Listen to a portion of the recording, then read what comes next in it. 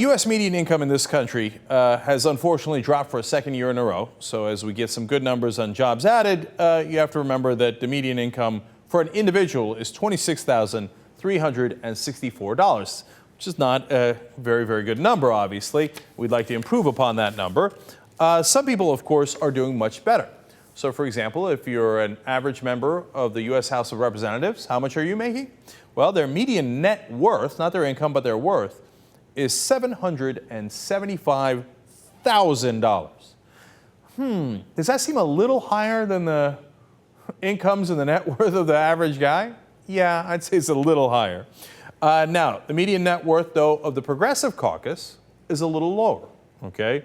Now, remember, progressives are fighting for the 99%, et cetera. But even those guys, their net worth is $639,000 and $500. So, in fact, they're doing a little bit better than the non-progressive caucus members of the Democratic side. The Democratic side, non-progressive members are at $618,500 as an average net worth. So that would mean that the Republican idea of like, oh, look at these limousine liberals. Well, look at that. That's so much more than the income or the net worth of the average guy, and the progressives caucus, such as they are even richer than the rest of the Democrats. Aha! Right? So the Democrats are the problem. Well, you might have noticed already that the Democratic number is lower than the average, which might mean that the Republican number is larger than the Democrat number. Of course it is.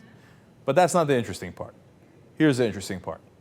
Of the Tea Party caucus, do you know what their median net worth is? These are the guys who are like, oh, Tea Party, oh, grassroots, absolutely, we're fighting with a little guy. Their average net worth is $1.8 million. That's almost 3 times the average net worth of the Democrats in the House, let alone an insane percentage higher than the average guy in the country. Now, that doesn't mean that they can't represent you. Some of the guys who are rich on the progressive side still do a great job of fighting for the 99%. Franklin Roosevelt was definitely rich, and in fact, they thought he was a traitor to his class. That's what some of the other rich folks said about him. You can be rich and fight for the little guy. Is the Tea Party doing that? No, the proof is in the pudding. We've shown you case after case where they argue for giant corporations, giant tax cuts for the rich. That's because they are rich, and they're doing it out of self-interest. Net worth average is $1.8 million, to be more accurate, median. Nonetheless, that's a huge, huge number. Okay. Now, oh, by the way, one little adjunct to that. You want to know what the average net worth of a senator is? Now, is it going to be in the ballpark? Like I said, about $775 for the House.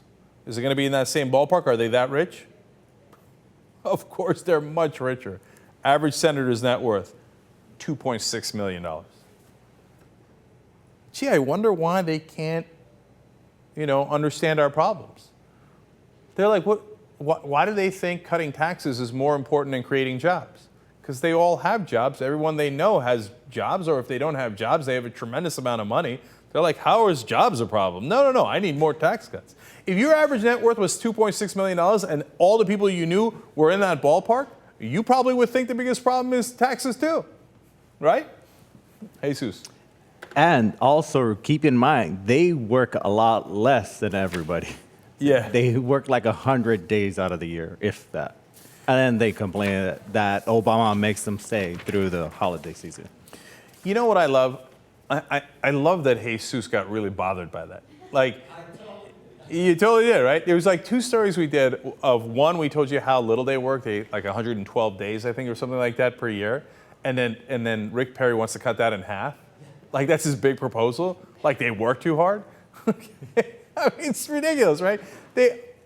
And when they're working, by the way, ask any congressman or senator, at least half of their time is spent raising money, okay? So how much work are they doing for us? Almost nothing, right? And they have this much money. And on top of that, when they say, hey, you might want to work through the Christmas break to get something done. They're like, how dare you, right? And by the way, the Christmas break for them is not like we got an extra day, kind of, because we did a double show on one day that opened us up after we worked overtime to getting a day off, finally, right? Their Christmas break is like 2 months. Can you imagine? That's it, let's take a load off, you know? Jack Abramoff was on the current program, and he explained, he's like, look, if I go to buy lunch for a politician, that's illegal. So if I spend $50 at wherever, right? He's like, but if I throw a party for him, where he gets, not only does he get a lot more food, drinks, etc., but everybody at the party has to give him $5,000. He's like, that's legal. Gee, I wonder why they can't understand our problem.